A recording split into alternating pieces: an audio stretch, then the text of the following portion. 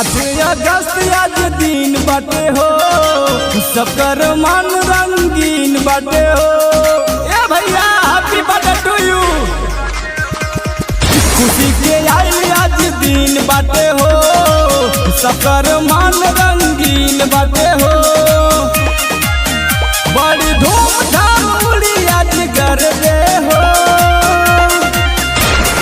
Cake कटाई अभी आवे हो।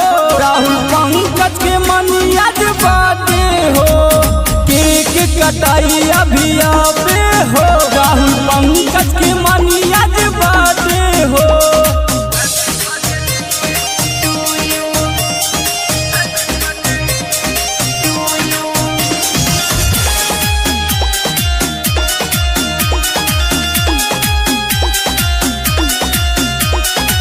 गरीब दुखियन के आवे बधाई, रैया खुशहाल तू हमेशा हमर भाई।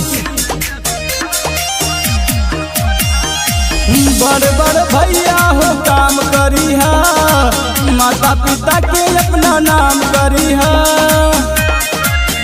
राउर सब जगह चली तब दावे हो, केक कटाई अभी आवे हो। राहुल पंकज के मनी आज बाटे हो, केक कटाई अभी आवे हो। राहुल पंकज के मनी आज बाटे हो।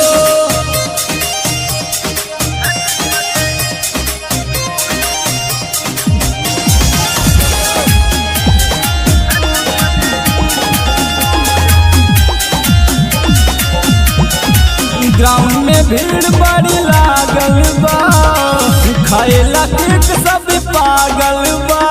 ये भैया तनी बचा के हो, पता न करा।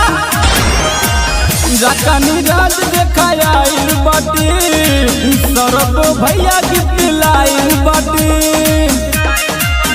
कुलदीप राजा याद करिए तोहे बर्थडे हो, केक कटाई अभी आवे हो। राहुल पंकज के मनी आज बाटे हो, केक कटाई अभी आवे हो। राहुल